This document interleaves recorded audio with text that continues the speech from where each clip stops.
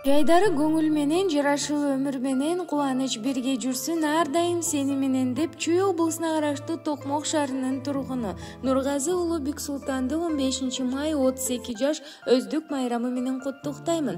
Өмүрүң өлчөсү жок узун болсун, жаратканым жолуңду ачып койсун. Чын ден соолукту эң биринчи жаратканым бейшиниңе жазып койсун. Тилеген тилектериң орундалып, ойлогон ойлоруңдун баары бүт болсун. Ардактуу Бексултан, баскан жолуң кенен болуп, жүрөктө жүргөн үмүт тилектериңдин баары бүтүндөй ишке ашып, бул жашоонун бар жакшылыктарын кечирип, ырыс кутту топтоп дайыма бар бол деп жакын адамы куттуктайт.